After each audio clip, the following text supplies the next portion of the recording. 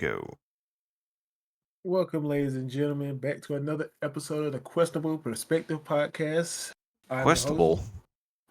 Questionable Perspective. I'm your host, FGC Chris. Also here with my co-host, phdjeshua. What's How you going on, doing tonight? folks? Doing well, sir. How about you? Doing well, doing well. So we had two. Well, no, I'm about to say two, three big things that happened in the FGC pace this past week or so. Mm-hmm. Well, basically, Tekken 8 got a patch that kind of sorted out some issues and seemed like it kind of caused some more issues. Uh, MK1 MK1 dropped their big balance patch, which came with Ermac, and basically the World Cup championships out of nowhere just stunned the entire FGC scene with the prize money that they're putting into this event. But we're gonna start off with Mortal Kombat, get that little tidbit on out the way. Since I don't think you played Mortal Kombat outside of maybe just being at the some of the group meetups and stuff, and maybe playing it for a few minutes. I I think I gave it 20 minutes just playing it at one of our locals. That was about it. Well, this was supposed to be the big balance patch that everybody was waiting for. That pretty much anybody who's like myself, who really has not liked the game, all the defenders of the game pretty much was like, wait till this patch comes out. This is gonna save the game. It's gonna fix everything. And it does bring a lot of stuff with it. It finally bring crossplay over to King of the Hill, which is how most MK tournaments are held, with King of the Hill as the main uh, place where they would do it at. And it came with a host of balance changes for a lot of characters. Basically, only 3 characters got new moves, and it came with Ermac. And Ermac is probably the biggest surprise because he is, to me, he's probably the most fleshed out, balanced character in the game. It is kind of like a double edged sword with him. While he has insane mix up potential in pressure situations, he's the one that feels like he's a fully fleshed out character. Like they actually took time to build this character. And we do know that Ermac was supposed to be a part of the initial launch roster, because there are images out there basically showing that he was part of the original launch roster, and I guess they pulled him for whatever reason. But I said you've seen what's his name, Miss Maximilian. Maximilian, yeah, playing him, and he was just basically showing like all the crazy things Ermac can do, and he can do some crazy stuff. It, like, from my perspective, I'm like, he doesn't save the game. He does make it a little bit more interesting. But I have a feeling that either they're gonna go two ways with this Nether Realm.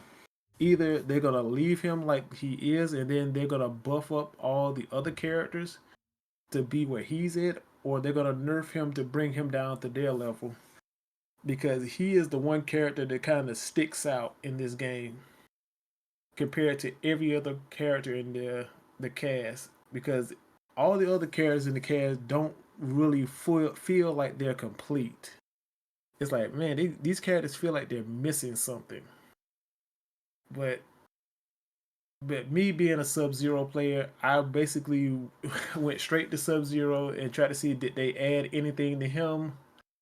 And of course, like always, Sub Zero gets no changes. They just, for whatever reason, NetherRealm seems to hate Sub Zero. I don't know why, because he is the one character that everyone keeps complaining about. Like, did uh when you think about when I think about how he was in the beta, and everybody pretty much who played him, like he's perfect. He's just where he should be at. And the main complaints of the beta was Kenshi and Johnny Cage. Everybody complained, and said they needed to be nerfed, that they were way too oppressive, too strong. The game comes out, The only person who was touching the whole thing from the beta is Sub-Zero.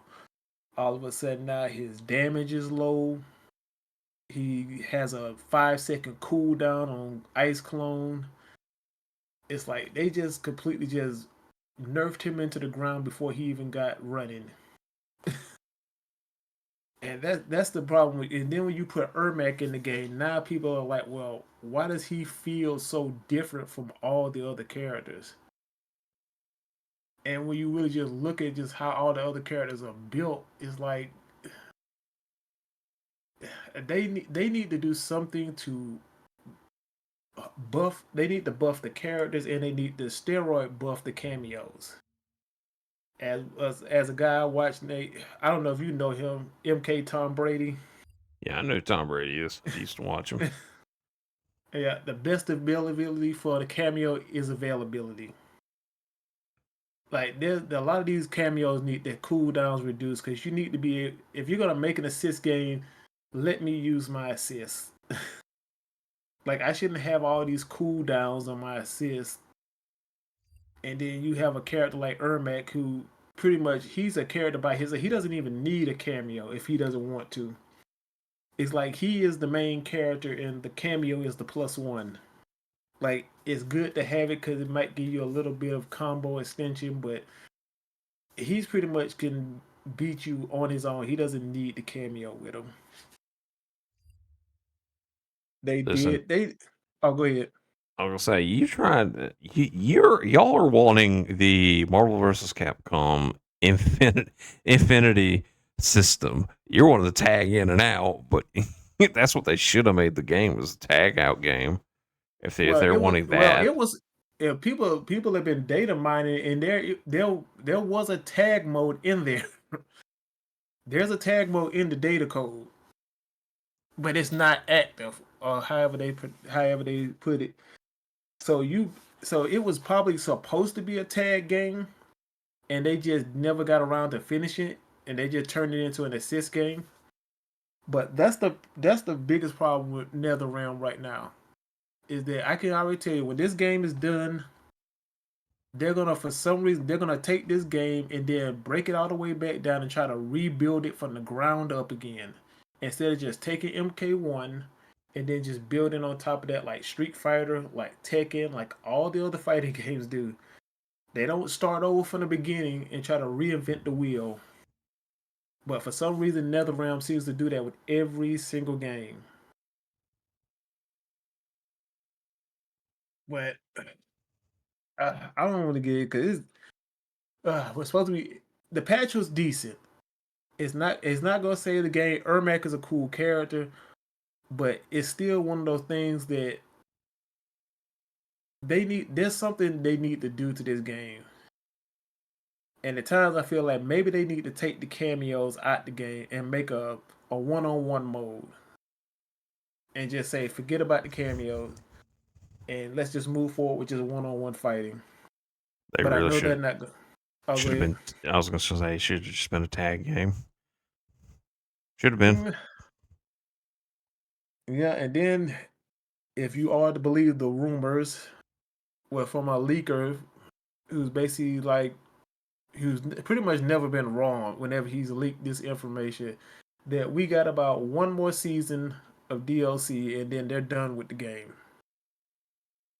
And they're gonna be moving on to like I guess Injustice 3. And then I guess maybe eventually they'll get back to Mortal Kombat. But I don't know. The game to me feels like it needs it needs an overhaul. Like, cause something needs to be done about the characters. Not just Sub-Zero, Scorpion, Smoke. A lot of these characters they need to be balanced. And it's like either you're gonna give them go super crazy and buff them to the ceiling, and have them like Tekken 8 is right now, where they have all the characters have power. They can pretty much kill you in a couple of combos, or you're just gonna nerf everybody, which is not the way to do it because you've already seen they nerfed Cyrax because everybody was complaining about him. Now Cyrax is useless. They've nerfed Striker pretty much, but now he's almost useless. Now everyone's trying to either use Kano if you're pretty much a Raiden player, which he got a lot of nerfs, well deserved nerfs, but doesn't really change his whole play style, which is basically storm cell into Kano, make it safe. He is now, I think, minus. He's only +1. I think he's minus or +1, but he can't really just storm cell anymore and be safe.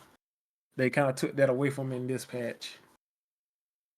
But I don't. It's just hard to go with that. It's just hard to go around Mortal Kombat because there's so many things that need to be fixed in that game to make it where it's fun again. Because right now it's not fun to play Mortal Kombat. Brother, I have not heard anybody saying they really have had any fun playing that in God knows how long. And It's and because the characters are too simplistic, and the game plan was figured the pro players figured that game out in like a week, and then the meta hasn't really changed any. So everybody's playing the exact same way. It's an assist game. YOLO move into cameo, make it safe, go right back in, use cameo, make it safe, poke, down one, poke, poke, poke. I thought it It's just was Eagle, Fire Desert Eagle, shield up. I know they pretty much nerfed that. Like they gave Eagly more cooldown. They took his force shield. Now he just can't spam it, even though it's still good. The gunshots, he lost a lot of damage on those. He lost a lot of damage on a lot of his combo stuff. So he just can't just combo you for like these crazy amounts of damage. Now, Ermac, the problem with the one thing about Ermac I don't like that they gave him a full screen fatal blow.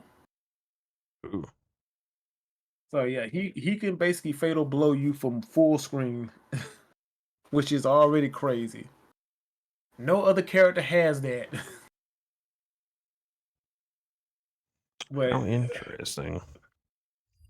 yeah, like trust me, if I really wanted to get on Nether, because I was about to tweet at NetherRealm like, so y'all are just not gonna do anything with Sub Zero. He gets no buffs, nothing. Because last time the only buff they really gave him was now you could do his back spinal tap. You could do it 1 frame faster. I'm like, okay, yeah, it does make his combos a little bit more consistent with it, but he needs way more. They need to revert him back to where he was in the beta, and then just try to work with him from there. You're asking for too much. Oh, I'm not asking for too much because the Scorpion is. They gave him a 2 hitting mid, so now you can't crouch. So now he can do something other than just basically poke into spear spin, but it's still not really gonna be useful. Reptile got basically he can go invis. I think I'm trying to think. Was it? I think 8. I think it's 2 to 3 frames faster now. So he goes invisible way faster now. He also can basically when he does his teleport, he can basically do the move where he comes down from the ceiling with his claws. He can cancel his teleport into that move pretty much at will, or he can fake it where he can basically teleport and then cancel it and not do anything. So it's kind of like a mix up for you. So you kind of have to respect it. But a lot of the cameos got some fixes and stuff. Shijinko probably had the biggest changes because a lot of his stuff dealt with him copying other characters. So he got a lot of buffs to his copycat move, but pretty much they really didn't touch a lot of the characters, and that's what kind of has a lot of people like not really feeling the game. Like y'all really didn't do anything to really spice up the meta in the game. But I might pick it back up again and start playing it to try to just really just try to see if I can get myself back into playing that game again. That's understandable, man. Nah, it's just the life of a Sub-Zero player. More We're Sub-Zero always second. players. We're always second best. I don't Even know. though I we're the remember in cool. MK10 for a while, y'all are getting away with clone shenanigans. Well, that's his main pressure like mix-up tool. Like in MK1, you gave me a 5 second cooldown on clone, but the clone only lasts for 1 second. So I can't trap you. I can't really do anything because by the time I clone, hit the ground, and actually be able to move again, the clone is already crumbling. So it's like there's nothing really to do. That's why you don't really see too many Sub-Zeros really using it unless it's in a combo. And basically, even with that, it kind of decreases your damage even more when you use it. So it's like that's why a lot of because in the beta, I think it had a cooldown, but it was only like I think like 2.5 seconds. So you could clone a lot faster and clone more often to keep pressure up, or the zone pretty much. But now it's like you do clone, you might as well just sit there and just wait for a minute. They did give him buff of now when you do EX clone, you can choose either to do the full 3 clones or you can do one clone that lasts 3 seconds. So they did give him that. I'm not gonna say so I will say they gave him that. Interesting. Yeah, but it's still not it's still not what he needs. Because if you play any Sub-Zero player, like a lot of times they'll do forward 1-2 into Ice Clone, which is not safe. And if you have a character that has a teleport, you can punish him every time. Anytime he clones, you can just punish him because the recovery time on it is so long. His forward 1-2 has a gap in it, so you can armor through on the third on the if he goes for the third strike, you can armor through. His standing 1-2 also has a gap in it. So basically his two main combo strings have gaps in them where you can armor through. So I'm like, he's not even on his EX clone, he's not safe. So I'm like, that's why I say you have to, as a Sub-Zero players, we have to be kind of tricky on how we use clone or when we use it because we're not safe on anything we do pretty much. Oh, to be a Raiden player and I can just storm sail into Kano and it's safe. Life be like that, my friend. It sucks sometimes. I feel your pain. Yeah, maybe MK2 he'll be a better character. But that's pretty much all I gotta say. If you're not playing MK right now, this patch is probably not gonna bring you back. You might come back for Ermac and have a little fun with him, but then you're gonna get bored again and you're gonna leave because the game is kind of just really simplistic in how they go forward with a lot of the things they do in Mortal Kombat. Because everybody seems like they have to play the exact same way. And it's just poke, poke, poke, poke, poke, poke, cameo, unga bunga in, cameo, make it safe, rinse, wash, repeat. But let's go ahead and pop on over here to Tekken 8 to see what's going on because we did get Eddy Gordo, and we All got a right. host, and we got a hot fix. Oh man. All right. For those that don't know, the the patch they came out with before this hot fix, it was minor tweaks. They've just been like minor fixes, like Asuzena's. It was while running 3-2.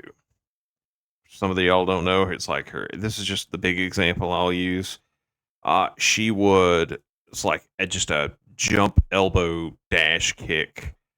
It was very hard to punish. You had to properly punish it before this patch. You had to like sidestep duck.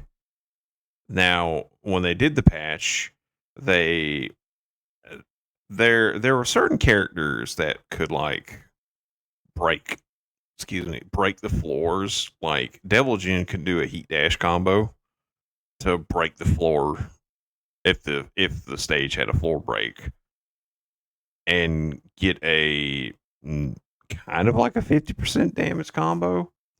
But instead of nerfing him, which would have been more appropriate, they got lazy. And I will say this was a lazy choice. They screwed up the walls and the floor system, and there was a tornado glitch. For those that don't know, a tornado is a move in a combo string in Tekken which twirls the opponent. Just so y'all understand, and it allows you to do more stuff. Like people would get to the wall, and a lot of certain wall combos that had like a move that would do a tornado wouldn't work. There was some weird stuff, and like with the floor break and the wall breaks, they were kind of all over the place.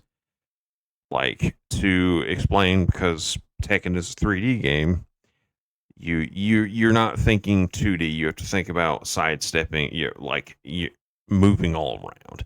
Now there are times you're knocked down on the ground. Here's how technical this floor break stuff got messed up. If you were on the ground, like face back, like you're lying down on the ground, and you can press a button, which the combo system or the punches, the way the attack buttons go is 1, 2, 3, 4. 1 is left punch, 2 is right punch, 3 is left kick, 4 is right kick. Pretty much left, right, left. If you hit 3, which is left kick, and you didn't do anything else, you somehow turned off the like floor detection break stuff in the game. But if you hit something else, it would reset it. It was weird. That I was just sitting here like, this is stupid. I almost did not want to play the game immediately after that because I hate when stuff like that. And people will go and tell me, be realistic. I am realistic because this is something in Q&A that's like, you test stuff where you put a patch out like this. This was like, and I've done some testing. I've done little game development, so I know some people might say you don't know what you're talking about. I know a little bit because when it comes to QA testing, you have to go, all right, if I just move forward 1 foot, will the game break? This is like a big list, but this is something that's like, okay, you wouldn't expect certain things to happen. Now, a big thing that happened with Asasina when her while running 3-2 string was going on, if she missed you, she flew across the stage. This is before the hot fix, by the way. So I mean, you were not punishing that. Now, because of the hot fix, they fixed issues like I think I had the computer do it 10 times in a row. I wanted to make sure I could punish this because it sucked not being able to punish it. You can properly punish it, no issues now. You can you have to sidestep it like to the left. I was like, okay, that's perfect. If you block it, she's still somewhat plus. That's easy and understandable. No big deal. But there is some weird issues with that move still, I think. Like a weird side switch happens. Like it's not intended to, but I don't like if they did fix it. Like if she hits you with the move's -5, so you can kind of punish it with something, but you have to be careful. That's all I can really say. The hot fix did fix the floor breaking system and the tornado combos, but I just don't know. I'm just sitting here. I play Dragon Off. The only thing they did to me was like up forward +1-2 grab. It's like I can't get up get some follow ups. on that. So I'm like, okay, whatever. Those are my combos work. That's all I ask. Oh man. Now on to Eddy. Well, I think didn't they say the glitch was more so because the game did not consider you to be in a grounded state when you hit the ground Yeah, to act to trigger the floor break. when you fell on your back, if your opponent hit 3, it turned that off for whatever stupid reason. So you're talking about a very high technical thing I don't know too much about, because we're talking about a 3D game, there's a physics engine and everything we got to take into account for, and all this other shenanigans. It's just I'm like, and I'm not saying that it's like, oh, they missed that in their testing. I just feel like, did nobody just even consider that, considering what the game is? And I'm not knocking the development team, because I understand you have to put these patches out and all that. But if you have like a game patch that does something like that, fully revert it. And it costs money to put these patches out. But if you're, and the only reason I even said that, it's like because Evo Japan's around the corner. I think it's next month. Hmm. I don't know what's going to happen with the competition right now. So, whew, you're looking at some stuff. Even Eddy had some. I mean, DLC characters not intending for this to happen. Eddy had some issues too. Like Eddy was standing right beside somebody. I'm not kidding. You would stand right beside him with another character. He would just dodge moves, certain moves, while he stood right beside you. And I was like, what? I was baffled at that, seeing that. But that got addressed. Though overall, I will say Eddy's pretty solid. They overhauled him completely from his other counterparts, I will say. Because I have not really played Eddy a lot, so this is just take this with a grain of salt. I do think he's way better now than what he is Tekken 7 counterpart was, because holy crap, he was bad. I think some people kind of they made him work. We were watching what was it, the grand finals in the world tour Yeah, for CEO Seth. last year. No, this was the Tekken World Tour finals. The Oh, guy that was and I kid you not, I swear our friend did this. His tag is Big Boss DP. He was playing Noctis in CEO's like one of the big matchups. And this other guy just started pulling Noctis out, and he was a Japanese player, or was it a Korean player? I'm sorry if I mess it up. I can't remember right off the top of my head right now. Uh, that dude played Noctis all the way up into the like I think grand finals of the Tekken World Tour. I think he did try to play Eddy once, but it didn't work out in the matchup because Arslan Ash won, and I mean, good lord, the dude's a, a monster in the game. he's kind of struggling right now a little bit. Bro, I'm seeing like knee. This is fun. I'm just everybody goes through this. I promise you. I went through this with Street Fighter 5 because I loved 4. I couldn't do the FADC stuff, but I was like 5 just it burnt me. And I felt so defeated trying to play 5. Playing 6 feels amazing. No questions or whatsoever. But after started playing 6, felt right at home. Tekken 8, I feel right at home. That seems silly to say, but it just feels good. It feels like right in my hand. I know some people don't like the aggressive gameplay that the Heat Dash system brings, which It's there now. You got to get used to it. I know people don't want to hear that, but it's just that's what the territory of the game. And now it's just it's crazy seeing some of these pro players saying that they're having difficulties, and that is understandable. I won't say they won't grasp it in time, but they will or they won't. It is some people it's a quick adjustment. Some it's going to take like several months. It's it's just weird.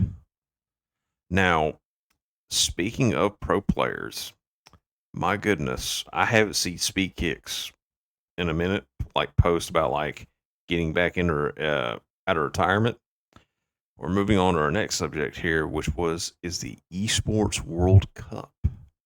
They Mm-hmm. announced 3 days ago the biggest prize pool in esports. They're going over it's 19 games, I believe. Let me. Let's see here. The qualifiers, DreamHack Dallas is their first qualifier that I know here in the States, anyways. And each like, let's see here. Here are the 19 games they have. Now, Speed Kicks, just to get back on that for a minute, Speed Kicks is like $60 million. I'm coming out of retirement. And they may not have been exactly, but definitely anybody that Chris, we got to sit down and practice. We gotta play because the way this is being done. This for those that don't know, Saudi Arabia is hosting this tournament. So you got the Saudi Prince is a big fan of esports. Hell, he bought 96% of SNK stocks. So, but all right, there are 19 games for this. You get all right to give you a breakdown of how this works. There's a club championship, game championships, qualifiers, and MVP awards. There's a total of $60 million plus. The club championship is pretty much all the people that throughout all these 19 games they'll form like clubhouses basically, and they'll probably play through out like a bunch of these games, and these will like determine who are like the best of the best because you'll probably have Street Fighter players having to play like Apex or Counter Strike in these clubhouses. The clubhouse gets like 20 million. The game championship, say you won yours, you get it's nuts. But all right, here are the like 19 games that are on there right now. Oh, let's see here. It is Apex Legends, Counter Strike 2, Dota 2, EA Sports FC 24, Fortnite, Free Fire. That's a battle royale for those that don't know. Honor of Kings. I'm not familiar with that one. League of Legends, Mobile Legends, Bang Bang, Overwatch 2, PUBG Battlegrounds, PUBG Mobile, Tom Clancy's Six Siege, Rain Sports, Rocket League, StarCraft 2. Holy crap. I was not expecting that one on the list. Street Fighter 6, Team Fight Tactics, Tekken 8, and there are more titles to come. If they have StarCraft 2 on here, there might be another RTS in here. Holy crap, I'm shocked to read that. But the way this is going to work, from what I understand, let's see, each of the 20 games championships competitors will have their own prize pool with combined total exceeding $33 million. Like, there's a lot of money on the line here. So, whatever game you play, I suggest you brush up on your skills. Then there are, like, say, we'll just give an example. Almost everybody know who Justin Wong is. Say Justin Wong is leading in Street Fighter 6. They put out bounties on these people. Whoever eliminates some of these certain bound, they get an extra 50,000. Will be awarded to them as a standout participation in each competition. That is And let's see. Game championship starts. Teams of players will compete to qualify for available tournament spots at eligible qualifier events. Oof, that is going to be nuts. Chris, we have to get everybody in the scene together. We have to get them to like start training. We have to win. At least It's I don't know. I'm kind of two minds of the situation. listen, I just want us to at least take the dream hack in the home state. That's all I really want. I'm like, this is a lot of money influxing into the scene, I and know. I Go know ahead. some people. And I know some people don't particularly like it from where the money is coming from. Yeah, Eh, it scares me. And the reason it scares me is because depending on the pro players, like if y'all have to understand, like when you visit somebody's house, you got to respect the rules of that house. You are a guest. Same goes with the countries, because Saudi Arabia's got some strict laws on certain things that are not very well liked over here in the states. But that's a whole different subject on its own. mm, We can But always cover later on. it's what the FGC it's what some of the FGC wanted because they've been pushing for esports for the longest and trying to get that huge influx of money in, and this is the opportunity basically to take advantage of it. Well, I mean, and I give props to Capcom. They slowly rolled fighting games into the $1 million range, which that took them time, and that was the appropriate way to do it. Because if you look at like Overwatch and Call of Duty and all that, oh man, that was unsustainable. League of Legends, I think, took a different approach, but they have high end payouts. But like Overwatch and Call of Duty, you had to buy a spot in, and you were paying. Hundreds of thousands of dollars. No, this is like $8 million and up, I think, just to buy a spot, just to participate. They wanted this like weird NFL type league. It was just nuts to read about. Yeah, but that's I just look at. I'm trying to understand the sustainability of it. And even with Capcom from Capcom side, with them doing like 1 million this year and then another million for next year, and I'm just like, is this sustainable for like the For foreseeable Capcom, it for is. Capcom? For For Cap, Capcom, it is because they work their way up to it. Because if you look at the prize pools of each year, mm, I just have to wait because I'm just really wary of basically once you start dumping that kind of money into a scene. And I get it because now you can make now people can actually take this as a professional sport where you can actually start perhaps building like teams and people can actually do this for a living. it's Because always back, been professional. It's just we just never had a lot of money in there. yeah, that's what I'm saying. Like now with this 60 million, it basically gives you the opportunity. Now the FGC can expand into places where it probably never been before.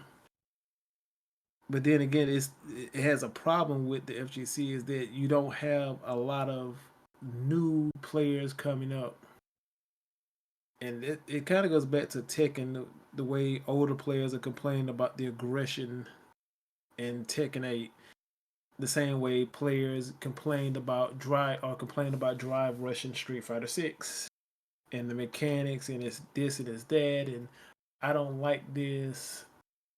I'm like, no, the games do need some tweaking here and there, but I don't think the pro players like the fact that the ordinary player can now touch them when it comes to these games. Well, that's just what happens when you have accessibility at times. But now it pretty much this is how it is. This is the trade It's off for esports. I mean that guy will be like will beat you a little bit, but you're someone that's played Tekken for like since Tekken 3. You've got knowledge on your side. This dude's gonna like do stupid stuff. It's like, all right, take you a little bit to get adjusted to the new stuff, but then you start whooping them because they don't know. Here's the thing: there's playing Tekken. There's no how to play Tekken. When you know how to play Tekken, you're gonna beat them.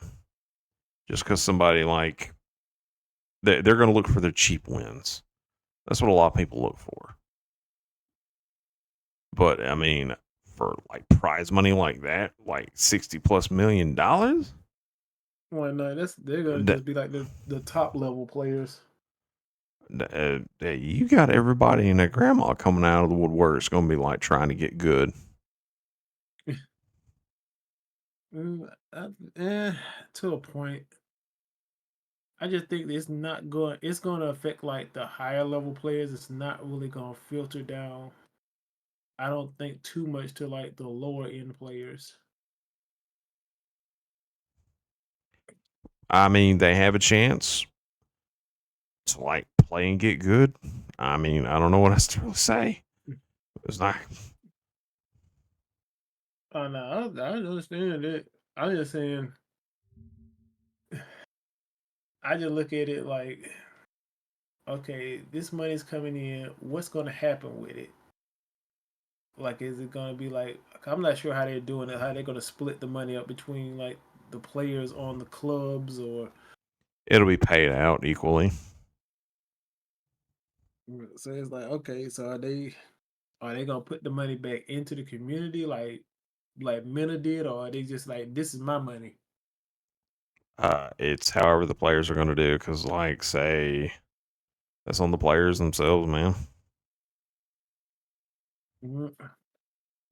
Uh, I don't know. We just have to wait and see. I hope a player like Uma comes up again,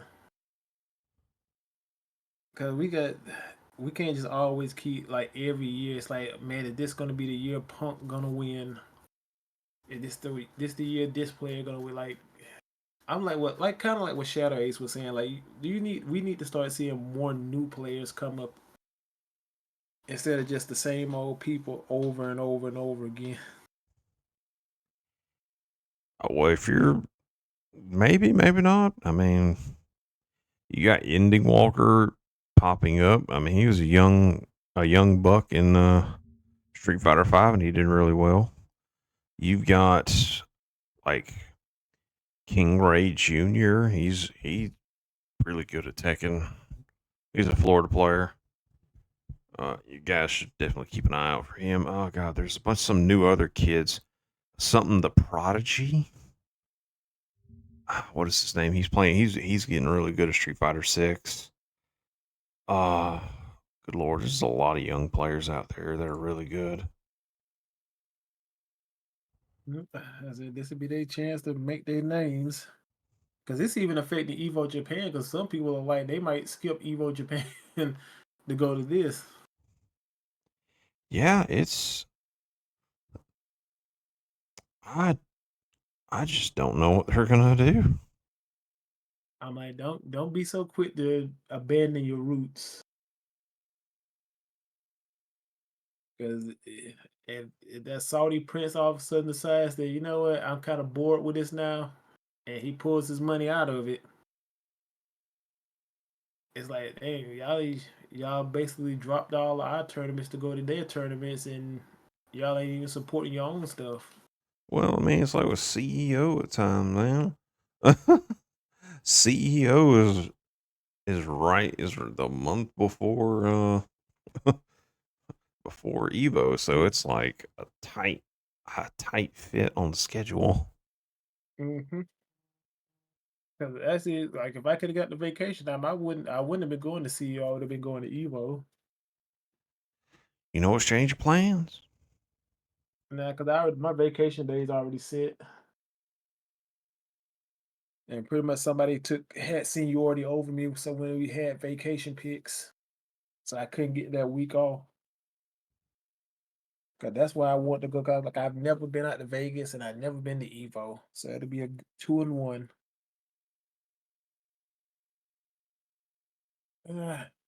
But I don't know. I just want to see how this whole thing gonna shake down. Cause I am a little bit leery of it. I am too, but I mean, here's hoping it does It's an more incredible good than. opportunity. Here's hoping it does well and not destroy the scene. I say But it's an incredible opportunity for esports. Just have to. We can't turn into Highlanders. there can only be one McLeod. Sorry, Yeah, Chris.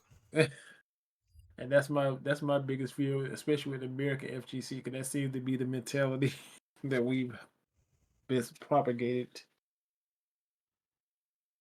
It Like, it it just really depends on your area. It's like locally, we don't have any issues for the most part, but yeah, like no, the bigger aspect of things, it's I don't know. People go nuts, and like the larger aspect of the community. And I'm not saying that it's a bad thing, but after seeing a lot of after being in esports management and just running events over the years, I've seen what people are capable of, and I've seen a lot of stupid stuff happen over the years that make no sense to me, but yet it's like whatever. We'll just take it one step at a time and hope for the best. yeah, that's all we can do. I say, because I think I said I need to get into commentating or TOing or something to Well, learn that side. you can always commentate the stuff at the locals, man. It's always Oh, open. I like it. Kurt, if the Kurt asked me to do it, I'll do it. Here, I'm going to make a suggestion to you. Don't wait for the invitation. Take the lead in doing it, because that commentator stuff is always open. I promise you. Because the only thing that kept me from doing it a lot of times, I said, well, I don't know the game that in depth. And I said, maybe I just need to get a little more time to kind of really absorb the information of the game. Here's the thing: you don't need to know every character. I'm going to tell you right now. It's just being entertaining to a point, and no, and just at least know the basics of the game. That's it. But Mm, I don't really have much else to like really give on the subject. Do you, Mr. Chris of the Esports World Tournament? No, sir. Just everybody always remember the I don't know, it's not the golden rule, but just always remember Have fun. the love of money is the root of all evil. Just have fun. Don't go overboard with it. That's what I'm gonna tell you. Yep. Don't get it. Don't just go to this strip club and make it rain with the 60 million. I'm not gonna comment because I'm just remembering something from what the dude from the Capcom Cup is going to be doing with that money. And yes, and whoever's doing the esports world final, do not hire the audio guy from the Capcom Cup. Don't even get me started on that. All right, folks, Yeah, but y'all have a wonderful evening or night, whichever it may be for you. yeah. I said we'll see y'all the next one, which I guess we'll be talking about the Spy Family movie. That or Akira Toriyama. Hmm. All right, folks, take care.